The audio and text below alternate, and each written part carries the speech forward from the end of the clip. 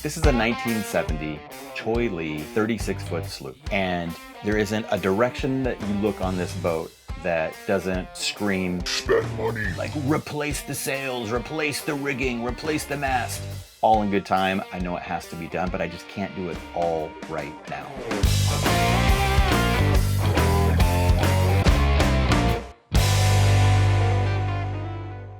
Yeah, we've had some successes, boat slowly coming together. Each week I'm tackling little bite-sized projects. We're still focused on getting the boat ready to take to haul out. So there's a couple of things on my list that I need to get done before then. I mean, I need to get done anyway, but definitely want to have done before we go to haul out. A couple of the big ones today are we're going to take the alternator out. We're also going to put in a bilge pump. I don't have a bilge pump in right now. That's a no-no. I need to have that in pronto. We're also going to take a look at the sails and we'll take a look and see what we have. Another thing that I'm going to tackle is servicing the winches that I have. They don't really, like when you turn them, they don't make the clicking sound, you know the sound. I really enjoy little projects like that. I really enjoy like disassembling things, figuring out kind of how they work, especially like purely mechanical things. And so I'm actually kind of excited to get inside the winch and make them serviceable.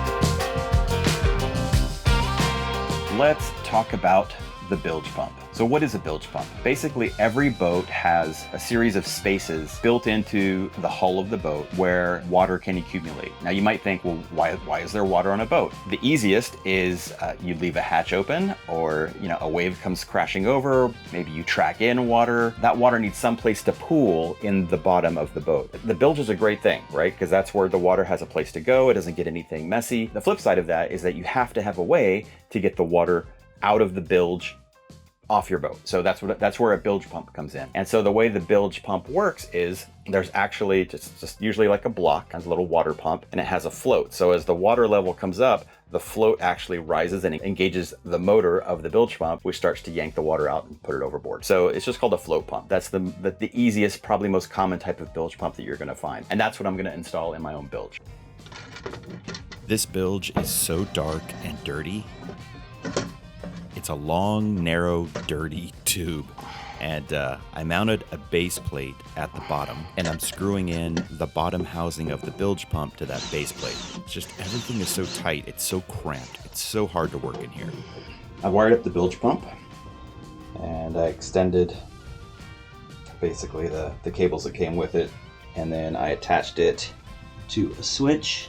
That's just a temporary butt splice. So now, water comes up, kicks it on. So we know it works. It's great.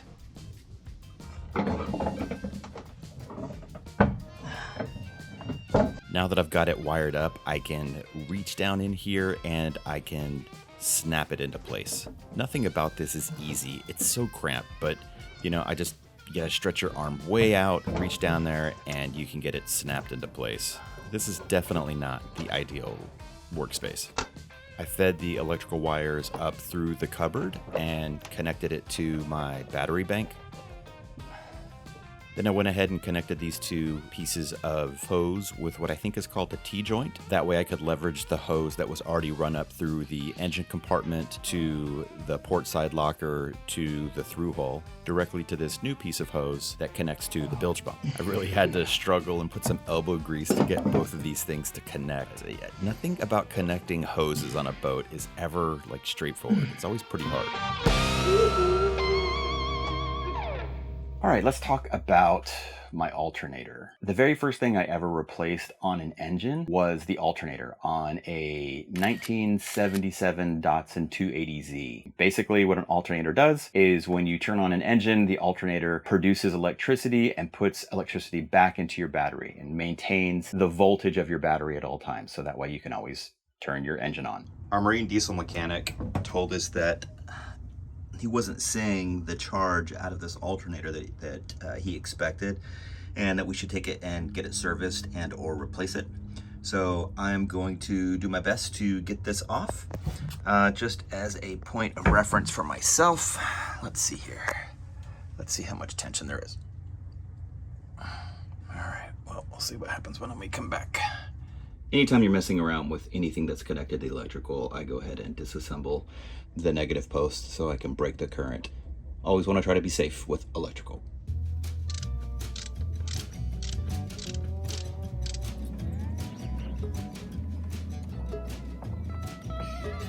As always, there's an easy part to a boat job and there's a hard part. The easy part is taking those bolts off. Looks like the hard part is going to be back here, trying to get to these bolts to disassemble this electrical. So we will do our best. All right, you can see I've got the red and the blue. Got these two right there, and I got some washers right there at the end of that. Have I said how much I hate this engine compartment? Yeah, well, it's so tiny. All right, so those two are off. Oh, all right. Got it off. What's it say in the back? It says, made in France. Didn't expect that. Let's see if we can get this thing rebuilt or, you know, working again. I took a moment to kind of diagram the back of this and then kind of where all the wires went so I can remember where they're supposed to go when I come back. Let's do it. Our mechanic recommended Wayne's Electric over in Long Beach. They were super helpful. I was really pleased with their service and they had a pretty fast turnaround. So let's get this back to the boat and see if we can't get it installed.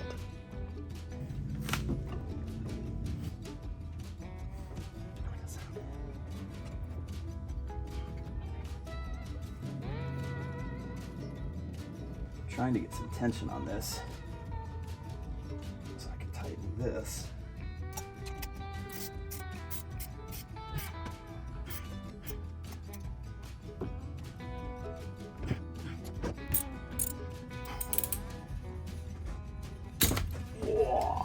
Hurt.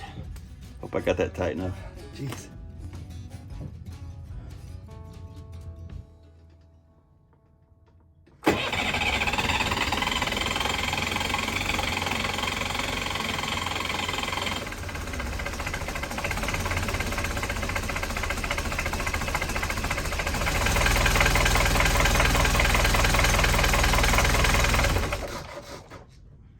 That working is a good feeling. I just turned it off. The belt's held.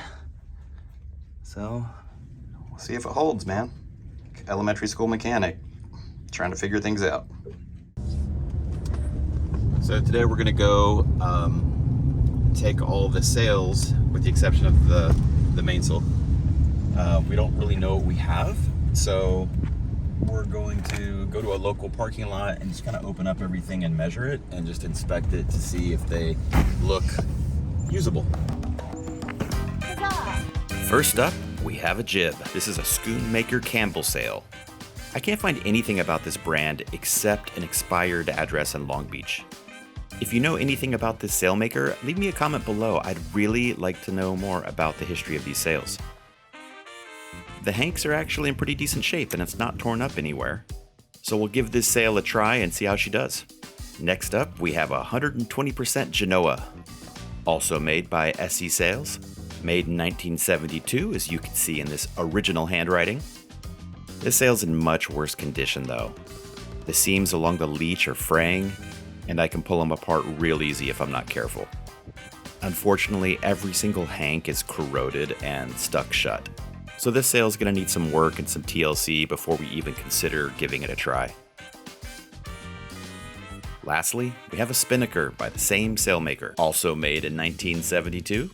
Even if this thing explodes into a puff of fabric and thread from just being so old, we just think it'd be worth a shot. It'd be so cool to see this old sail flying off the bow of the boat. In general, I don't know if any of these sails are really gonna work out for us, but we're gonna give them a try because they came with the boat. And hey, free sails. Every winch on the boat needs to be serviced, so I thought I'd start with the Variant 10 that's located on the roof deck. I used my pocket knife to pry out the C-ring that holds the top plate in place. Look at that, they're just stuck. I can barely turn it. I slid the aluminum drum off, careful not to let the pawls or the pawl springs fall out. Yeah, look at all this gunk and buildup. Yep, we're gonna have to clean this up and get all this stuff out of here. So I think once we do that, the winch will be just fine. I'm trying to take the screws out so I can take the whole winch off its platform and clean it up. So it goes from there to there. So I'm trying to take those screws out. Okay, look at me thinking all these bolts would just unscrew without a fight. What a sailboat noob. So I was making good time, but I cannot get this bolt to, it's like bound to the nut, I guess. It spins in place, and I just can't figure out a way to get it out. I'm stuck. Who doesn't love a relaxing afternoon of hacksawing with a tiny little hacksaw? Me, yeah. I don't enjoy an afternoon of hacksawing. Yeah, nope, pass.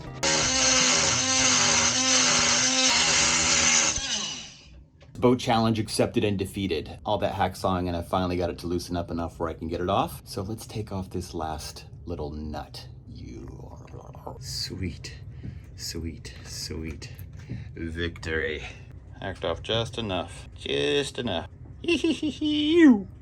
Once I had all the parts off, I threw them in a bin here and just hit them with PB Blaster to start breaking up all that rust and gunk and other junk that's there.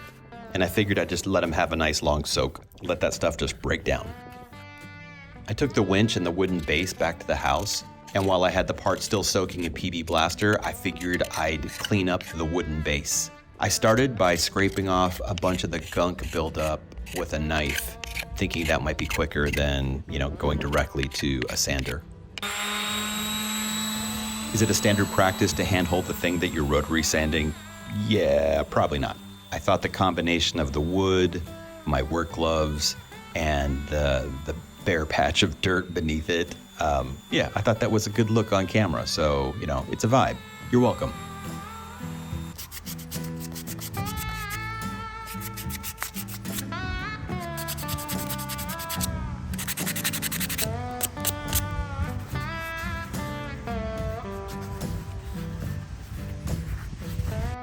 I was recommended Penefen First Step Prep for hardwood as the treatment to use in the wood to get it ready for some oil. This stuff is used to prepare hardwood for finishing. It removes the mill glaze and opens the pores of the wood for better penetration of an oil finish. You mix it up with some water, wet the surface of your wood. You're gonna brush it on liberally, and you're gonna let it dry for 20 minutes, I believe. It's pretty simple. I decided to give Penefen's marine oil a try as well. I was pretty shocked by how clearly the label warns you about how combustible this stuff is and how careful to be with storing any leftovers. As soon as I started brushing it on, I really loved the caramel color it was giving the wooden block. Really, really nice, in my opinion. When I was done, I wiped away the excess so that hopefully the color would stay fairly even. Not too shabby, not too shabby. Okay, back to the metal components. I used acetone pretty liberally to clean up each individual piece. I kind of used that as my rinse to get rid of all the PB Blaster and all the debris and everything else that's there. Acetone evaporates really fast, so it's pretty easy to see what's left over after you've hit it with your brush.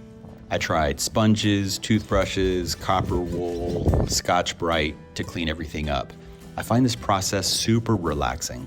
It's a complete reversal from having to sit behind a computer screen every day. It's tactile, and I find it really focuses my mind on the present. It's one of the reasons I really enjoy working on really most any project on the boat. It has a way of really grounding me in the moment and drowns out a lot of the anxiety and fuss that's hard to avoid these days. Okay, back on the boat. I reassembled the winch basically in reverse. I applied copious amounts of Harkin white winch grease to the roller bearings. Getting the bolts lined up and threaded back into the correct spots took me a little longer than I would like, but I eventually figured it out. There's nothing you can't bend to your will with a little bit of time and a hammer.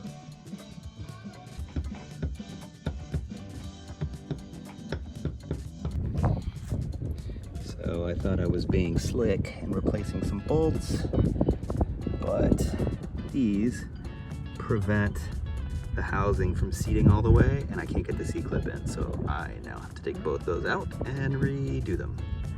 I also took care to reinsert the pawls and the pawl springs. They aren't hard to take out or put in, but these little buggers do have a tendency to listen to the whisperings of the devil and shoot out of your hand directly into the ocean, so it's good to have spares on hand.